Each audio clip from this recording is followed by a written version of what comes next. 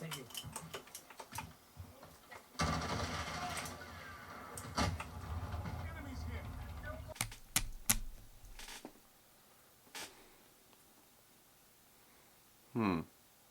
Maybe I do need to do something that's not playing MW. That's right, due to popular demand, I'm giving the people what they want, and you guys are getting a Backyards Trail video. And even though these are actual trails, nothing will stop me from riding a trail on a dirt jumper. I'll start with something you've already seen in the actual backyard, this jump called Nosedive. Then Spoon, something you've seen again. And the pump track, which was shown in my last video. Next we make our way to the power line. And the first feature on the power line is the shark fin.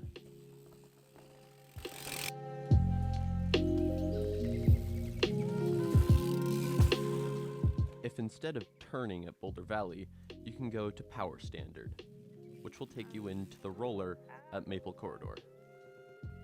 At Maple Corridor, you actually have three options. And the first option we're going to show is Waterfall. The first feature on Waterfall is called Snake Pit, but then you go to where Waterfall gets its namesake, the rocks designed to look like a river. Your second option for Maple Corridor is Headbanger. This is where the double is. The Headbanger flows into the Everest Drop. It's called this because 1, it's the tallest thing on the property, and 2, it was thought unclimbable until recently. Our next trail is called Venice, which actually has 2 entrances, one in the corridor and one on the power line. It's called Venice because of these carved out S-berms. The entrance in the corridor to Venice is actually right next to the entrance to Headbanger. As you can see, down there is Headbanger, and here's Venice. Venice continues along in its endless S-berms, but there's another reason that it's called Venice. It likes to flood when it gets really wet.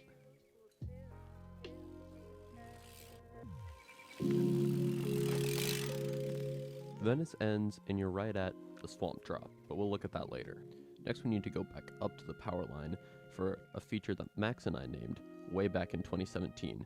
We called it the Double Down Doozy, but don't ask us why we called it that. Our next trail is also called Max named.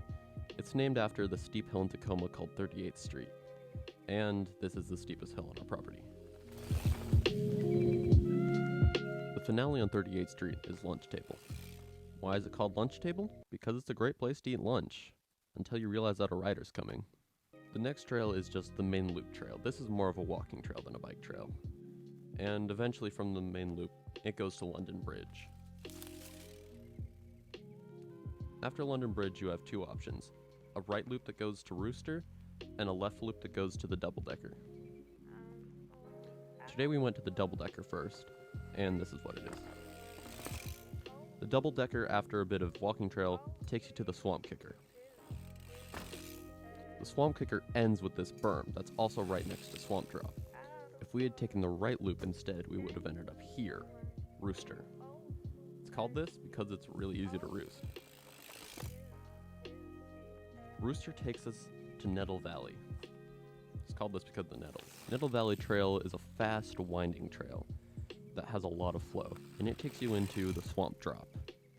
The Swamp Drop is actually kind of hard to do right now because it's still filled with mud, so your tires just get stuck. And here we are back at the swamp, right where Venice ended.